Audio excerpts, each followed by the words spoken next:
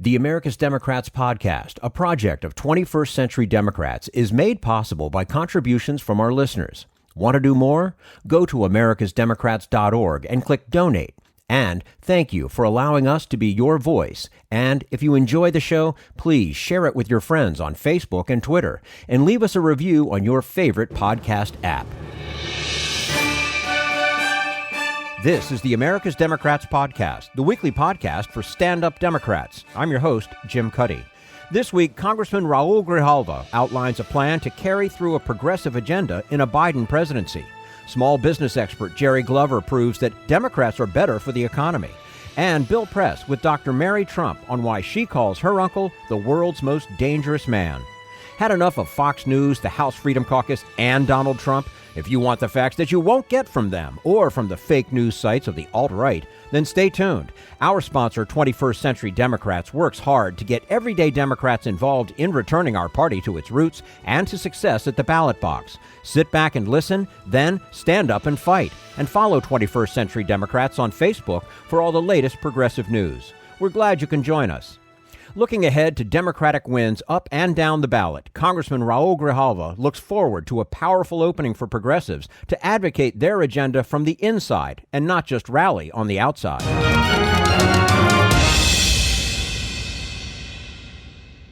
And we say hello to Congressman Raul Grijalva, serving as the U.S. Representative for Arizona's 3rd Congressional District, an office he has held since 2003. In 2018, he became chair of the House Natural Resources Committee. He also serves on the Committee on Education and the Workforce and is the chairman emeritus of the Congressional Progressive Caucus, as well as a longstanding member of the Congressional Hispanic Caucus. Congressman Grijalva, thank you very much for joining us today on the America's Democrats podcast. Thank you very much for the invite. And our pleasure to have you with us. I want to address the coronavirus in Arizona. Yeah. Before we do that, we understand that you contracted it at the end of July, beginning of August. How are you? How are you feeling? Good. I was very fortunate in that, the consequences of being infected were not the type that, require you to be in a hospital and some of the more stark things that we know. And so I was able to, for 14 days, deal with it in my apartment in Washington. I think the only lingering thing, and people are seeing that more and more, is, I think the thing that bothered me the most was the fatigue and the headaches and those kinds of things. But some of the respiratory issues, the fever issues, the things that are really deadly, I was very fortunate and I got spared from all that. But, that's, and which proves the point that there's no immunity to this. Number one, and I had the house physician who immediately took great medical care of me. Not everybody has that, and not everybody gets to be flown to a helicopter to Walter Reed to be given $100,000 worth of treatment. And we're seeing, now we're seeing that push 3 days in a row here in Arizona of over 1,000 people testing positive, and the trend seems to be is going up. All that to say that the people, when we relax and when you have government policies, especially as reflected by Trump and reflected by the Republican governor here, Ducey, that try to hide the reality of what we're dealing with this pandemic, people suffer, and there is no collateral damage, nor should there be any in the terms of people's lives and in the infection rate. We've had people on our staff as well. One person in particular has also contracted the COVID. This is, you're getting to the point where someone that has been infected, or unfortunately more and more someone that has died from it, and this is the kind of legacy that this administration has laid upon us, and here in Arizona as well, with this kind of trying to try to do two things at once: to keep the state open and half gestures of trying to control the pandemic. Mm-hmm. And as you point out, your state seeing one of the fastest rate increases in cases since June, as are many other states. Yes. What needs to happen to get this under control, not just in Arizona where you are, but everywhere, every state? I think, first of all, I think you have to have a plan. And you have, for instance, you have, we still have, this governor has, $1 billion in a rainy day fund that is not being expended to deal with this. 400 million that they still have from the CARES Act that was passed 5-6 months ago that has yet to be spent. When you have issues of, testing, treatment, tracing, PPE, et cetera, that money is still sitting there I think they're looking at it as a way to balance the budget come the end of the year. That is, it's inhumane. That's the best word I can think of. And when you have hot spots like all the particularly among indigenous folk and on the reservations in Arizona, in the poor areas, the disparity is glaring in terms of both infection rate and mortality. And so we go on, and I think that has been a result of public policy, has not been a result of any desire on people on themselves to seek to be infected. The other thing is the honesty. I think you have to be honest with the American people, and you have to be honest with the people in Arizona that this is real, it's deadly, it's insidious, and we don't have, and until we have, the vaccine that all of us hope for and pray for, until that is available, every measure is going to be required. And I think government sets the tone. I think our national leadership sets the tone, and our state leadership sets the tone for people, for protecting people and having people protect each other. That kind of an attitude and that kind of political courage has not been seen, and the consequences are in front of us. Mm-hmm. Absolutely. Let's talk politics. In addition to running for your 10th term in office, you've been campaigning on behalf of Senate candidate Mark Kelly, as well as other Democratic candidates up and down the ballot. Right. What's it been like to campaign during a pandemic? It's the most consequential election that you and I have both seen, most consequential. Mm-hmm. Defining what this country of ours is going to look like and be like in the future for generations to come. And we already have a glaring example of what that can look like in terms of the judicial branch of our government and the tilt that it's taken to the right, to the hard right in many instances. And so I see this, so it's a consequential race, and yet it's kind of like we're campaigning on dual parallels, like dual universe, in the sense that our strength has always been the ability to go to a person and communicate directly, be at their home, their workplace, etc. We can't do that, and because we're being protective of their health and our own health, and so it's been mail, phoning, lit drops, and more and more dependency on media to get the message out. So it's been a different kind of a campaign because the sweat equity part, the retail part of any campaign, which I think is critical, has not been as prominent in this election cycle, simply because of the pandemic and the constraints that has put on people that are concerned about other people's health. Mm-hmm. Now, poll numbers show that Republicans are at risk of losing Arizona for the first time in 24 years. Poll numbers were a little shaky in 2016. How real are these numbers this time around? No, I think I think certainly the strength by Democrats in vote by mail, which we have actually a pretty good policy in Arizona on vote by mail, and it's showing. we having in my district, the turnout is higher than it was in 2016 already, and higher than it was in 2018 already. And that's just by early ballots. So what happens at the polls on the 3rd and is going to be important. I think the race is going to be tight, 2-3 percentage points. This is, we can't expect a complete turnaround almost immediately, where the percentages are wider. What we're going to see is a tighter race. But I think we have an opportunity to flip the state house, which is important during redistrict, and it's a check and balance on this governor, who is a creation of the Koch brothers, and then also to kind of roll back some of the regulatory issues. This state's politics has been really controlled by the Arizona Chamber of Commerce, the Goldwater Institute, and various other special interests, particularly the extraction industry, mining in particular, and the utility companies.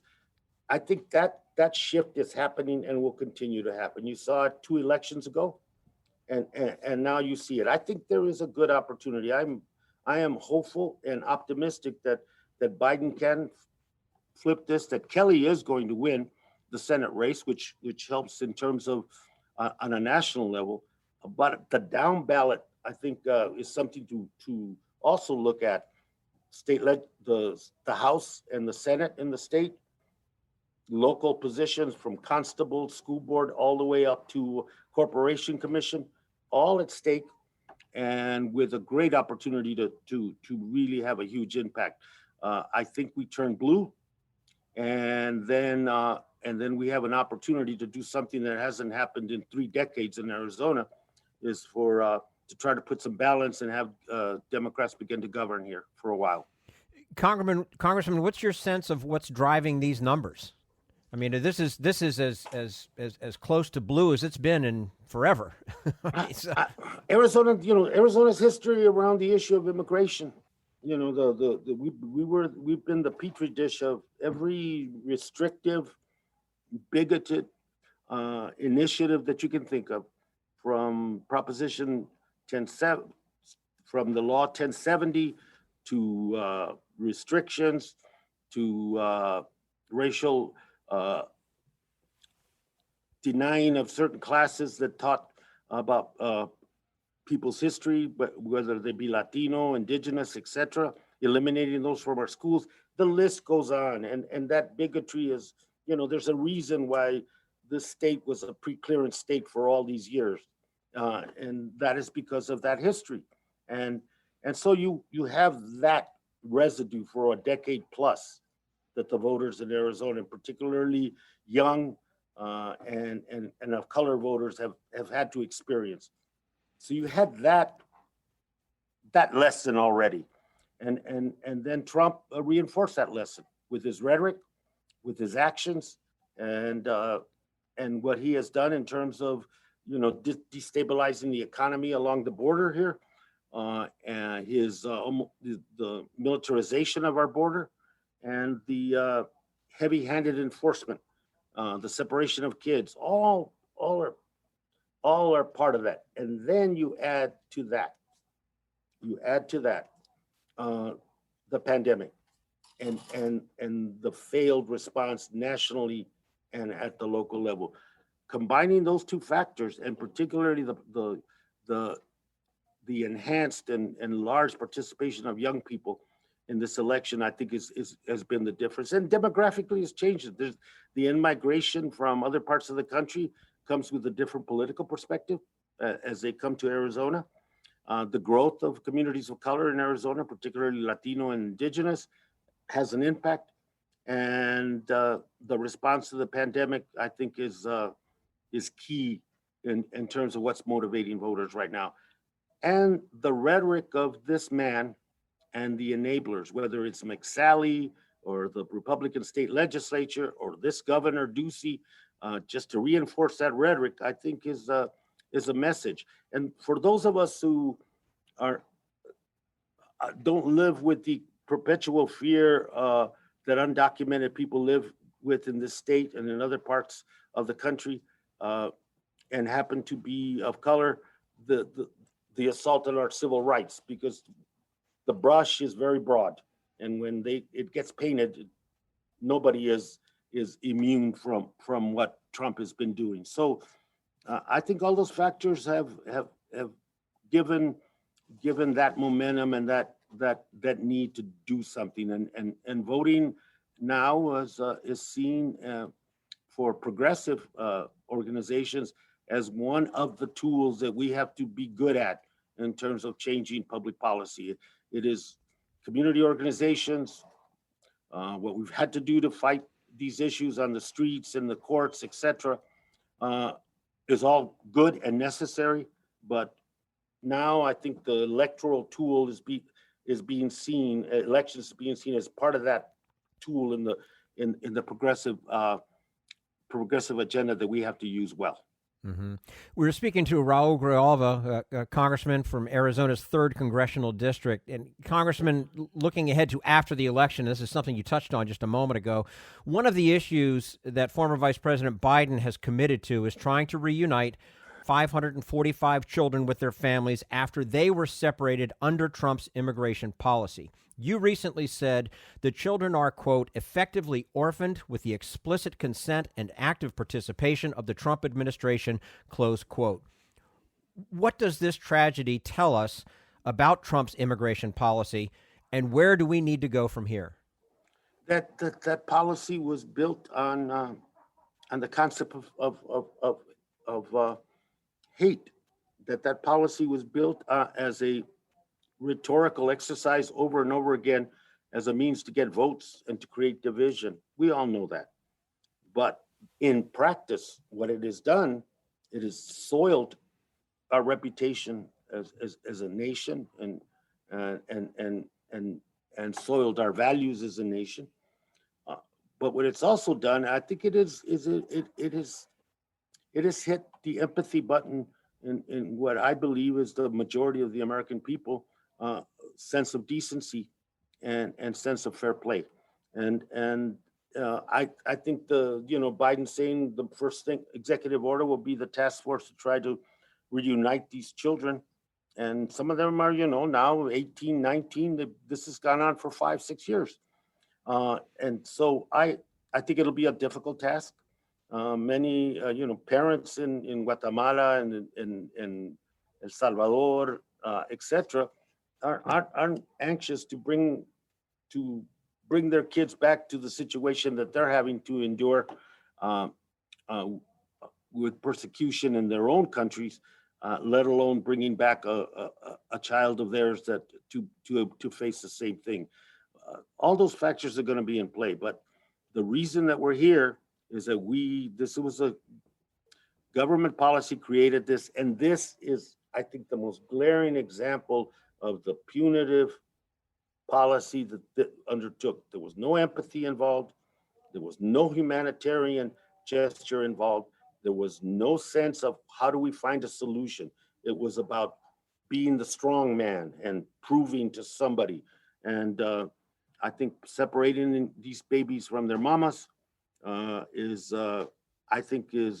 hurt Trump more than any one gesture, and of which there are many bad gestures that he took regarding immigration in this country. Mm-hmm. Now, both Biden and Trump are hoping to win the Latinx vote, and they're making a lot of promises. Promises go so far. What really needs to happen to be responsive to these voters? I think there's a couple of things that need to happen. And, a Biden presidency is an opportunity to push the agenda. No question about it. And a Biden presidency is also, I think we have to be cognizant of who is placed in leadership roles, whether they be cabinet positions or other positions of leadership.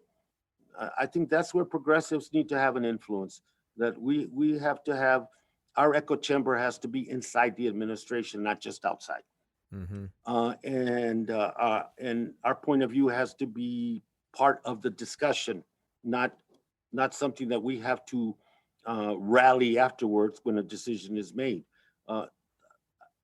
I think that for me is going to be very important on the issue of climate change that affects all of us and is a particularly important issue to the young and a particularly important issue among Latinos. If you look at all the polling, they rate it as one of the issues that they care most about. Who's going to be in charge of that? How bold and how robust is our reaction to that going to be? And on the issue of immigration, let's work at solutions. I am for comprehensive immigration reform, but I'll be honest with you, if we have to do this in a pragmatic, step-by-step way, I'm open to that as well, because we have to crack this ice, this wall that has been done. It's not just the physical wall, it's the wall of never discussing this. And the last few times that we've had to deal with immigration, many times it was our own party that held us back from being able to do something on these issues, whether it is DACA or whether it's comprehensive immigration reform. And so all those issues are going to be who's in charge of Homeland Security, I think is going to be critical. And how do you rein back what has essentially become an enforcement arm and a political arm for the Trump administration, which is Homeland Security, ICE, and Border Patrol? And how do you insist on accountability? And how do you begin to get rid of the for-profit prison system that has been set up and is flourished under Trump? All those things we cannot forget. Over 400 decisions around immigration, regulatory and administrative, have been done by this administration to the detriment of finding a solution and to the detriment of migrant people in this country and immigrants in this country. So the area is vast, and the leadership that is inside this administration promoting that, I think is a key issue that I, for one, and I think progressives as a whole are going to be watching and advocating for very, very strongly. Something else you just mentioned a moment ago, environment, a very important issue and very, very important to a lot of Americans, as polls show. And you've long been a proponent of the environment and the fight to confront climate change. You recently introduced legislation called the Ocean-Based Climate Solutions Act. Right. Tell us a little bit about that bill. That is, a lot of the discussion has been based on, at least domestically, has been on land-based decisions. And I agree. And we also have legislation about net zero in 20 years on our public lands. We're now contributing 20 out of our public lands, and with the extraction policy of the Trump administration, we're contributing 25% to the problem. I think we can contribute 25% to the solution, and begin to end that. But the oceans is also an area. It is a mitigating area in terms of the carbon and emissions that it takes and converts into non-harmful. It is also a source of food. It is also a source of commerce. It is also a source of life in terms of how our whole ecosystem functions. And so the issue there is offshore, to begin to phase that. Second of all, to begin a cleanup and to use the ocean as a mitigating factor to fight climate change, as opposed to a contributing factor on climate change. And that involves one key thing, and that is that our re-engagement in an international level on the issue of climate change. The isolationist view that it's not our problem, that it's their problem, is what's aggravated the whole issue of climate change. And I think we can do so much by putting science and empirical fact as the driving force to policy on this issue and many other issues, something that has been dismissed. It's no coincidence that you scrubbed climate change from the websites of Interior, EPA, Energy as a term. It's no coincidence that we brought in deniers to lead major components of Interior, EPA, and Energy as departments. So I think putting science back in its rightful place to help guide policy and develop policy, I think, is the way to go. And I think you're right. The support of the American people for those kinds of initiatives is going to be important. I think the Green New Deal, it's a wonderful outline and skeleton going forward. Now we got to add meat to that bone.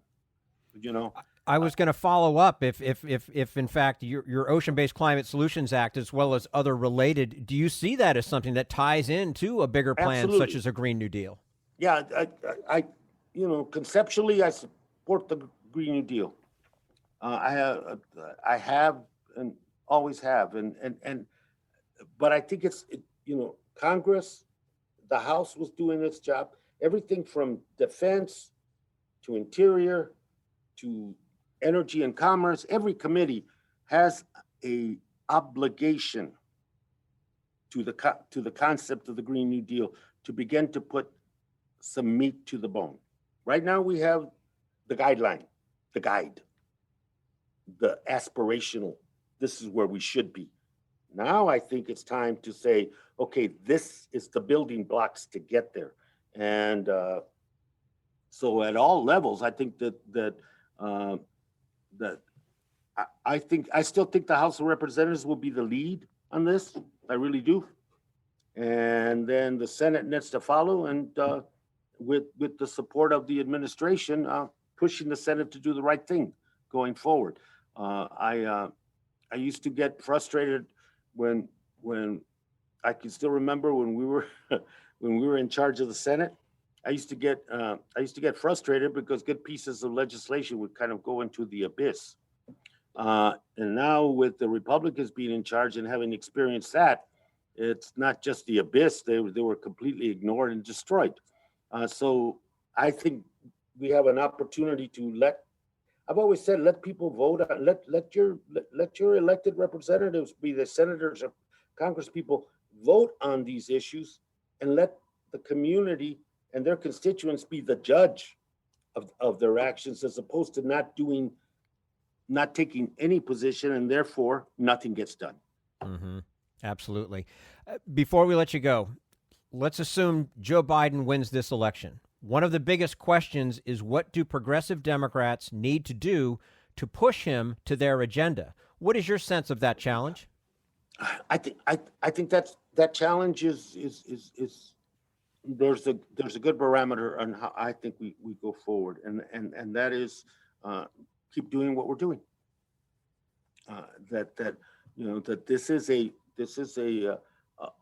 our agenda needs to continue to have that connection to the constituents that and the community-based organizations and the people themselves, to push that is our strength. That's our organizational strength.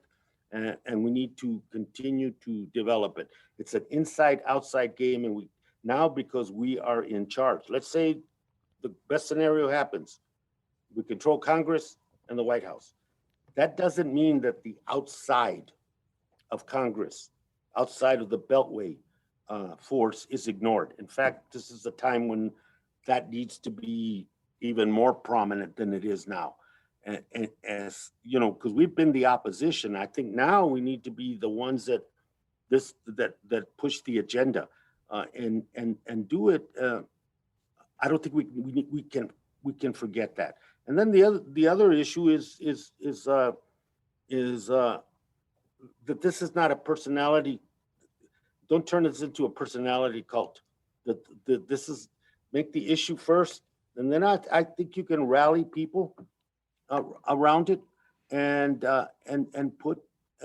let the new administration, Biden Harris, know that this is a will that is being pressed upon them and on all of us, and that we're all being held accountable by the public. And I think we cannot forget that outside influence that is going to be vital to getting our agenda done. Vital. Absolutely. Congressman Raul Grijalva, serving as U.S. Representative for Arizona's 3rd Congressional District, joining us today on the America's Democrats podcast. Congressman, thank you so much for your time with us today. We appreciate it, and we wish you the best of luck on November 3rd. Thank you, my friend. Appreciate it. Take care. And this is the America's Democrats podcast, the weekly podcast for stand-up Democrats.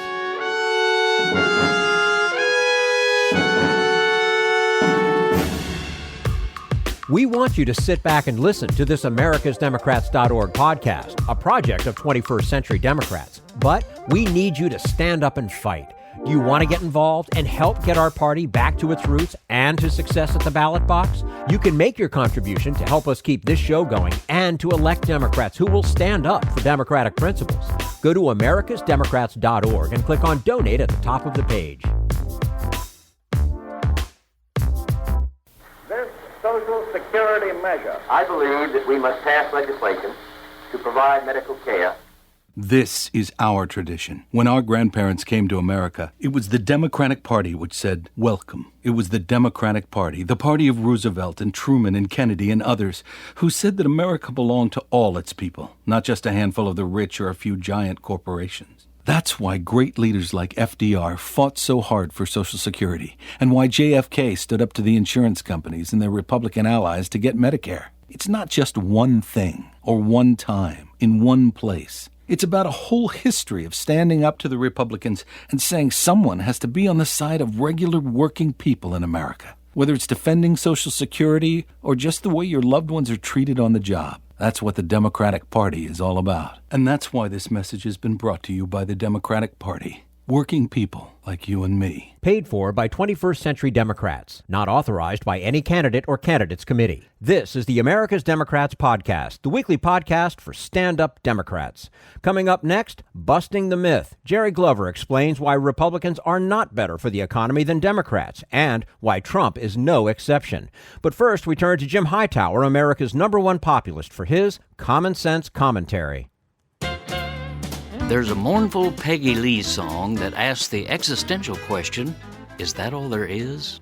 Some progressives are asking that when looking at whether to vote this year, Biden or Trump. Is that all there is? No, just scroll down the ballot in most voting districts and you'll find a choice of solid progressive contenders in congressional, state, and local races for grassroots offices. But wait, scroll a bit lower, and you're likely to discover a process of direct democracy, allowing ordinary people, you and me, to make our own policies and laws, rather than hoping that legislators and lobbyists will do right by us. These are ballot initiatives, policy ideas and procedural changes that are put directly to voters in a state, county, or city. Most are put on the ballot by groups that get enough voters to sign petitions demanding that a particular proposal be listed. It's not an easy process, but it has become a more common legislative tool, as shown by the number and variety of propositions on Tuesday's ballots. Just counting statewide initiatives, voters in 32 states will be making their will known on 120 ideas. They include such solidly progressive actions as Arizona's proposal to raise taxes slightly on the super-rich to cover an overdue raise in pay for school teachers. They also include such blatantly regressive schemes as the attempt in California by Uber, Lyft, and other gig giants to strip health care from their low-wage workers. This is Jim Hightower saying, especially prominent in this year of pandemic disease, mass job losses, and ever-spreading inequality, are citizen initiatives to start restoring worker rights and income. These illustrate the importance of direct ballot lawmaking.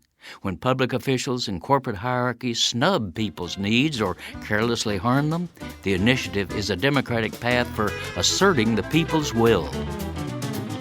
If you'd like more of Jim Hightower's real populism, check out the Hightower Lowdown.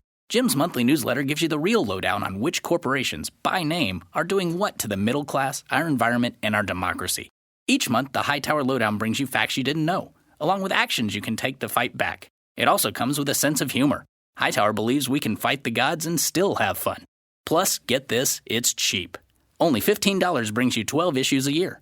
For real populism, go to hightowerlowdown.org.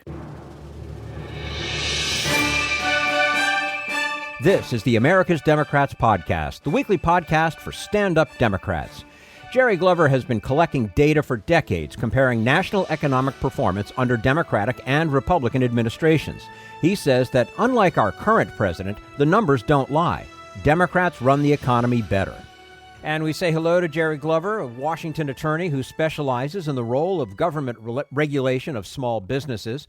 Jere has served as the Small Business Administration's chief counsel for advocacy, and before that was CEO of several successful technology-related businesses. And Jere is also a director of 21st Century Democrats. Jere Glover, thank you so much for joining us today on the America's Democrats podcast. Well, good morning. Good to be with you. Nice to have you with us, of course. You have compiled a remarkable set of statistics from nonpartisan and official government records about economic growth, unemployment, business investment, and other financial health markers since World War II, and how these measures vary under Republican and Democratic administrations. What do they show about the two parties? Remarkably, that the Democratic presidents' administrations seem to do much better at running the economy than Republicans do. Probably the most significant fact is out of the 10 recessions since World War II, all but one have been under Republican presidents. And certainly that's not the average person's perception. They think that Democrats don't run the economy as well. But quite frankly, when you look at the data historically, you find it's been consistent. It's funny. We seem to have this conversation every 4 years where people don't seem to get it. And your data makes it pretty clear that federal budget deficits under Republican presidents are consistently and significantly higher than under Democratic presidents. Given that the GOP considers itself the party of fiscal conservatism, what drives this pattern? Well, I think the main thing that drives it is Republicans talk about deficits and they equate it to government spending. But they don't consider a deficit when they have tax cuts for the rich and for major corporations. So they look at it only narrowly through that prism of government spending. And surprisingly, they're not that good at curtailing government spending either. Government spending under Republicans is again, worse than under Democrats.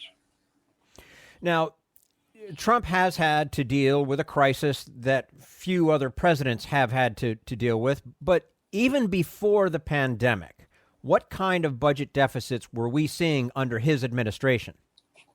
Well, they were still quite high. Remember, there was a tremendous tax cut that cut down on the revenue, and so under the deficits, Trump was about 4.4% of GDP, which was kind of on average with most Republican presidents. Bush had 4.5, Reagan 4.4, Bush 2 4.9. So it's kind of consistent with everybody, with the rest of them, which are nowhere near as good as under Democratic presidents. And these statistics show that business investment grows much more under Democratic administrations than under Republicans. Yeah, it really does show that. And that's one of the more surprising numbers. But what happens, apparently, the business community recognizes that the economy is growing better and invests more money into helping that. It's kind of a surprising number, but it's pretty consistent and pretty solid. Under average business investment growth is 6.6% under Democrats, so it's only 2.9% under Republicans, almost twice as much. So the business community may talk about Republicans, but they invest in Democratic economy. Where is the message getting lost? That's what gets me, because time and time again we talk about this for every 4 years, sometimes every 2 years, and it's the same. The statistics are right there. They're official. They're government statistics. Yes, surprisingly, most of this data used to come from the Statistical Abstract of the U.S. It's now in the President's Economic Report. So this data is actually coming out of Trump's presidential economic reports that they issue every year. What it seems to say is that Democrats are focused on the people and employees and workers, and they talk about that. Republicans are focused on business, and they talk about that. But they don't tell the truth, and they don't even know how much better Democratic presidents are. It's kind of like if you expect the economy to trickle down and good things happen. They don't. And if you look at the workers and look at employees and you focus on the average person, then the economy will take off and do better. It's a question of whether it's top down, trickle down, which doesn't seem to work historically, or across the board for the average person. Then everything works better if you take care of the average person first.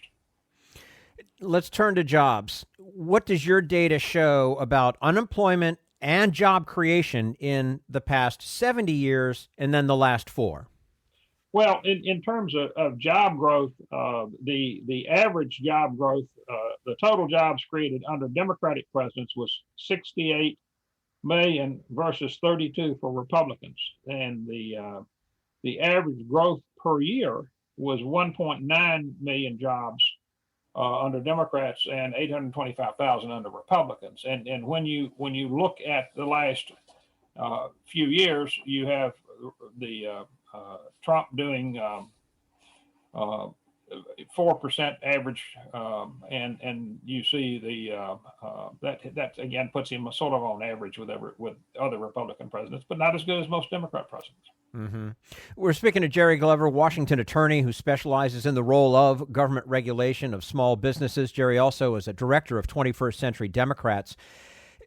Given what your data reveals, is there an economic rationale at all that a working class American should be voting for Trump?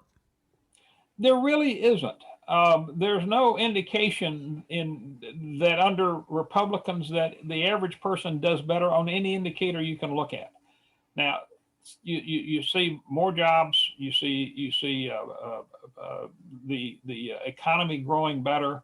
Actually, deficits being less. No matter really what indicator you look at, you see that the average person does better under Democrats than they do under Republicans.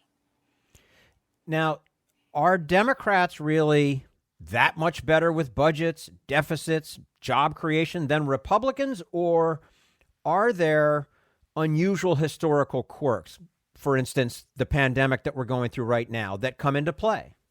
Well, the pandemic certainly has caused the increased unemployment, decreased job growth. But before that, Trump wasn't doing that well either on those things. His deficits were quite high. His job creation was not unusual. 4%, I think. So the GDP growth was, again, nothing to cheer about.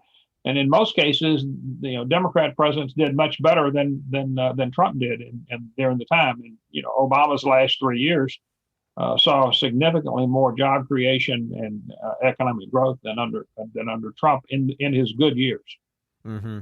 And yet Trump continues to take credit for what what was given to him, basically. The one difference is that Trump says it, talks about it, brags about it. Most Republican presidents knew they didn't do any better or didn't do as well as Democrats, so they really didn't push that as hard as Trump's doing it, and they would have to lie about it. And most Republican presidents have a little trouble lying so cavalierly. Trump doesn't seem to be worried about that. No, I don't know that you can compare him to any president, Democrat or Republican. Is it reasonable to say there is a gap about much of what the public believes about how the parties perform financially and what is actually true? And if so, how do you explain that? I think that it's in part the Democrats' fault, because we talk about the average person, we talk about jobs, we talk about pay, we talk about things that affect them. And we don't brag about the fact, oh, by the way, business does really well under Democrats. And so we're focused on the people that we try to help. But indirectly, it turns out we help business much better than the Republicans do. So no matter how you look at it, a Republican president is not going to do as well in most economic indicators as a Democratic president. Before we let you go, where can our listeners go to get the details on these data? Presidentialdata.org. and just go to presidential data, all one word, .org. And we have the complete data, the sets, the underlying information. You can look at it year by year, president by president, and see how the economy has performed under any president. And a quick comparison of how Trump's doing versus everybody else. And surprisingly, in his good years, he wasn't that great. Mm-hmm. It is eye-opening information to read the data at presidentialdata.org. I had some time last night. I had some time this morning to look at it, and it's mind-blowing. I mean, I always knew this was the case. I didn't realize it was as substantial as it is. It really is, and I would hope we could get more people to understand that. And business people falsely believe that, oh, gee, the Republicans will take care of us. No, they'll give you tax cuts, but they won't help the economy grow, and your businesses will not grow as well as they do under Democrats. Indeed. Jere Glover, Washington attorney specializing in the role of government regulation of small businesses. Again, also a director of 21st Century Democrats. And that website, if you want to just look at it for yourself, presidentialdata.org, and spread that around to your friends as well, especially the Republican ones. Jere, thank you so much for your time with us today. We look forward to speaking with you again soon. Thank you. Appreciate it. Take care. And this is the America's Democrats podcast, the weekly podcast for stand-up Democrats.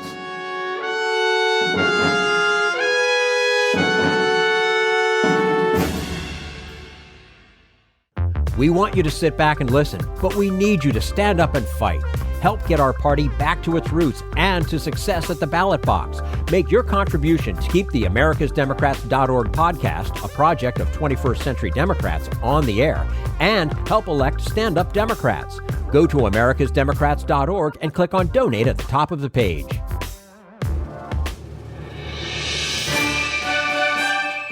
This is the America's Democrats podcast, the weekly podcast for stand-up Democrats. And now, why the man called the most powerful person in the free world is also one of our greatest threats. Bill Press interviews Dr. Mary Trump. Tell us about your credentials as a mental health professional. I got a master's degree in psychology. I don't even remember when. It was a while ago. And then after that, I decided to jump in and get a PhD, which I did at the Derner Institute of Advanced Psychological Studies, which is associated with Adelphi University on Long Island in New York. Mm-hmm. I worked for a year at the admissions ward of Manhattan Psychiatric Center on Ward's Island in Manhattan, which was fascinating and quite exhausting. I decided after that, for various reasons that kind of had nothing to do with psychology and some that did, that I wanted to take a step back.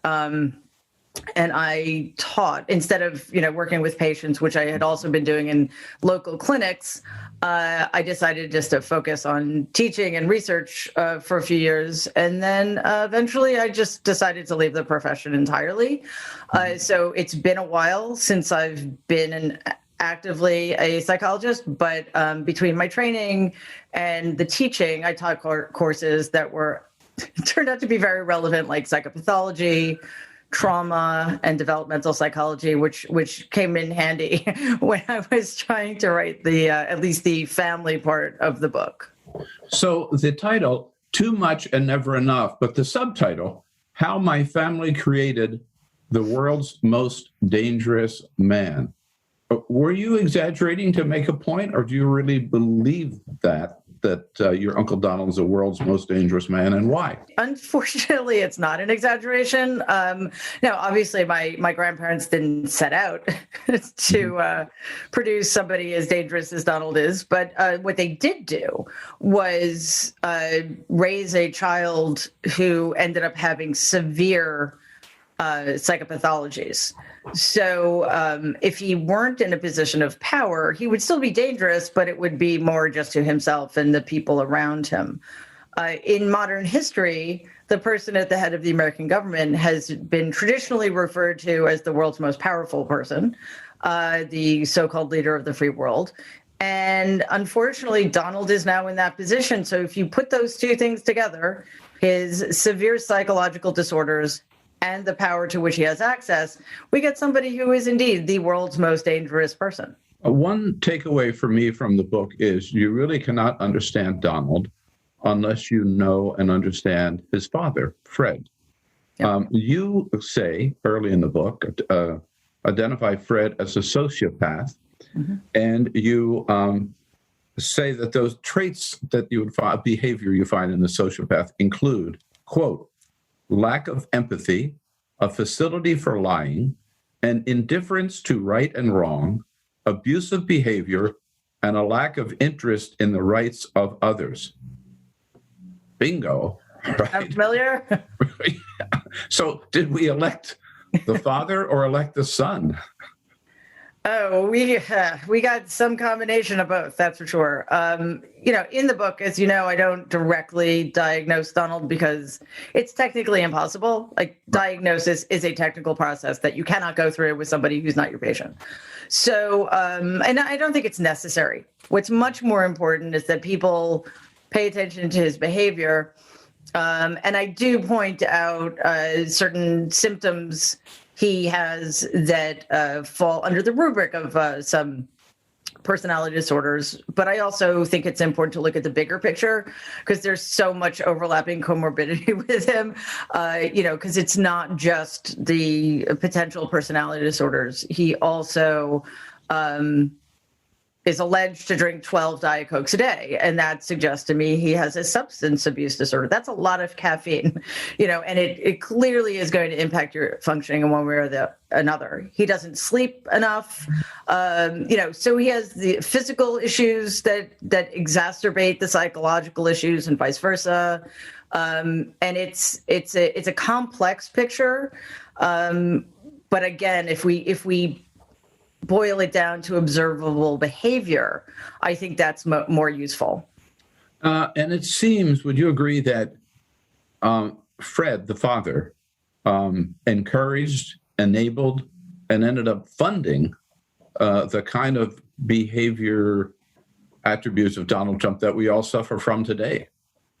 Yeah, and it's tragic because my father and Donald and their siblings suffered mightily as with their father as their parent, because he had very narrow ideas of what it meant to be a man, of what it meant to be strong, and what was allowed in terms of experiencing human emotion. So when Donald was very young, my grandmother became ill and was essentially unavailable to him for about a year. He was 2.5. That's an incredibly crucial developmental period. And in order to deal with the fear and loneliness and sense of abandonment, which nobody did anything to help assuage because my grandfather was completely uninterested in dealing with a 2.5-year-old, he developed these very severe defense mechanisms, which as he grew older, manifested as bullying behavior, indifference to other people, et cetera, et cetera. The problem is my grandfather actually valued those things, whereas my dad was sensitive and kind, which things my grandfather disdained. Donald was always pretending to be a tough guy. And because my grandfather valued those, they hardened into character traits or flaws, as the case may be. And that's largely why Donald is the way he is. Plus, my grandfather also subscribed to the power of positive thinking. So everything always had to be great, perfect, the best, fantastic, which made it impossible to leave room for things like pain and sadness, et cetera. So it was an awful, awful way to grow up. And one of the last things that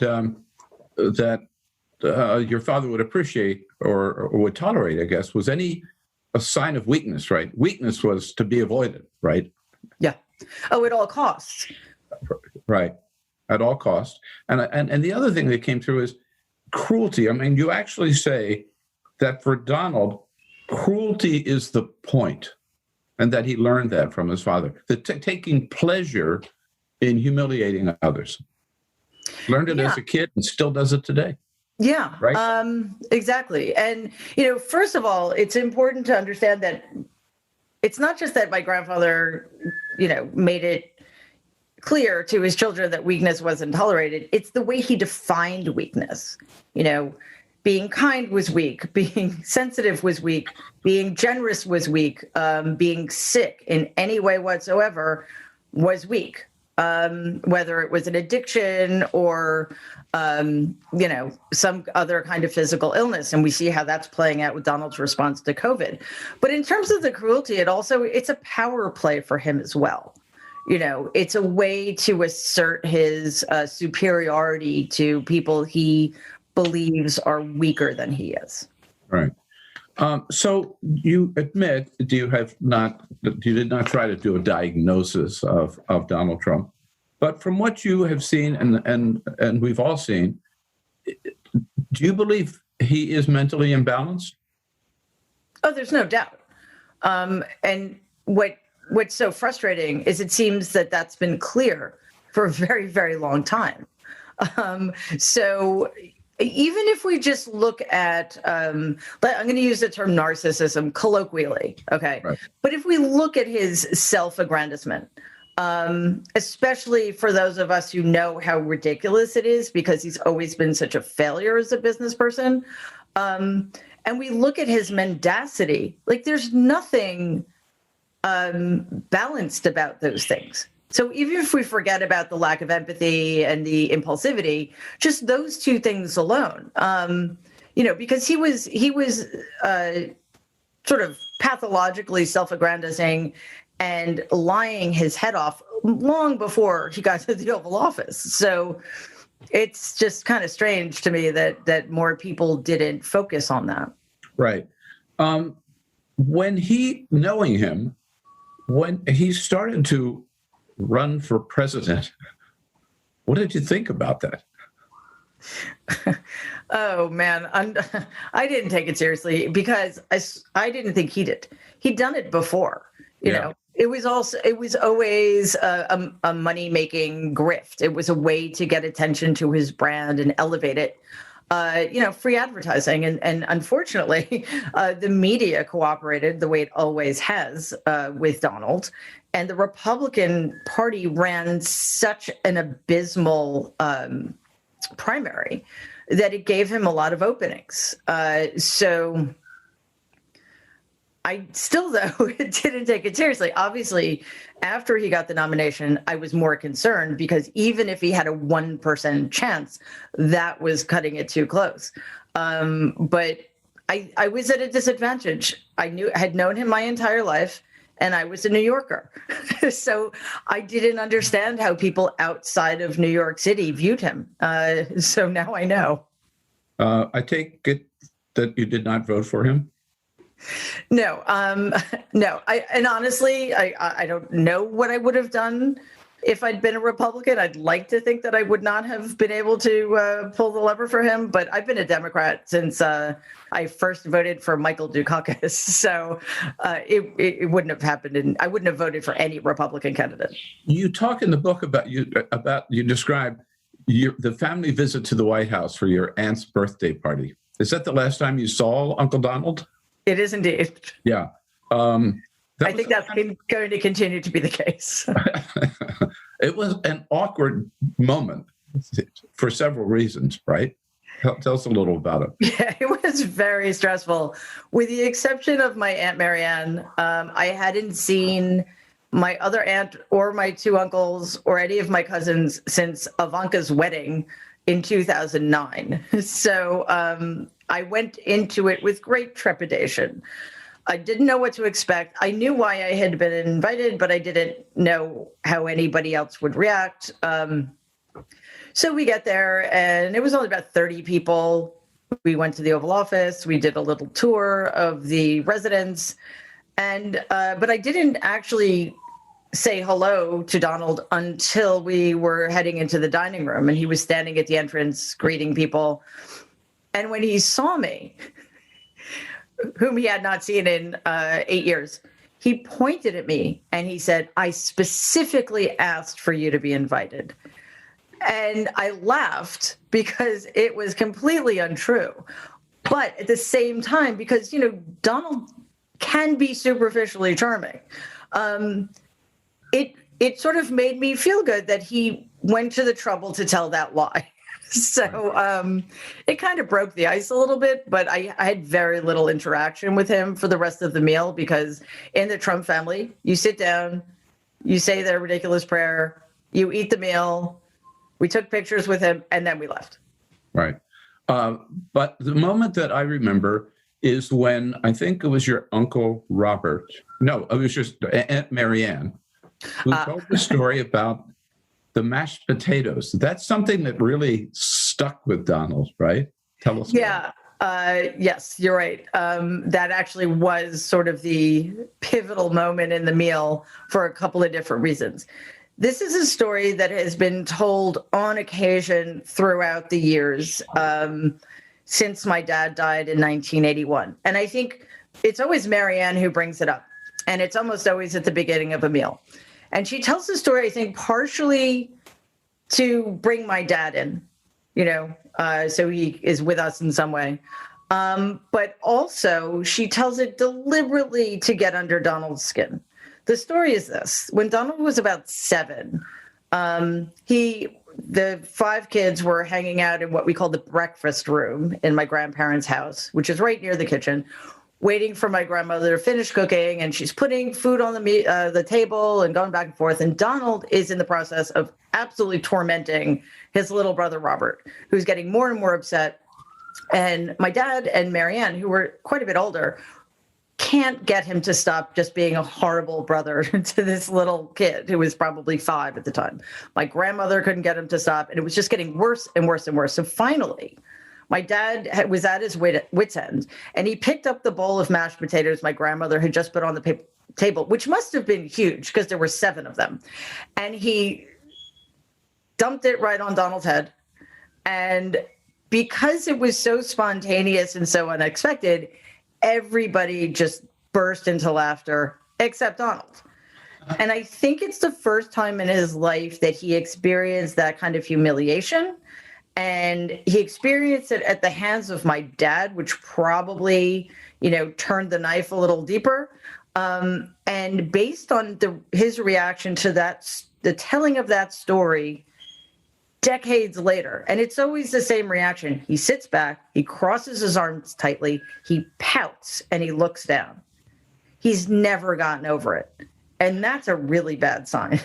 At 72, you should be able to laugh about this family story that happened when you were 7.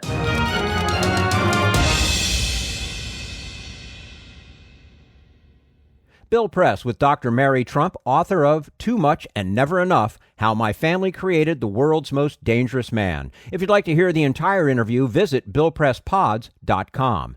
And that's all for the America's Democrats podcast. Thank you to all who made today's show possible. Raul Grijalva, Jere Glover, and the entire Bill Press team. And thank you for listening. If you liked what you heard, please get involved in our efforts to keep this show going and to elect Democrats who are bringing the party back to its roots. Go to americasdemocrats.org and click on Donate at the top of the page.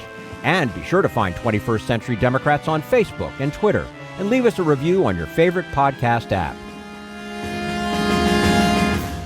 For the America's Democrats podcast, I'm your host, Jim Cuddy. We want you to sit back and listen, but we need you to stand up and fight. Join us. Support the americasdemocrats.org podcast, a project of 21st Century Democrats, and help elect Democrats who will stand up for democratic principles with your contribution today. Go to americasdemocrats.org and click on Donate at the top of the page.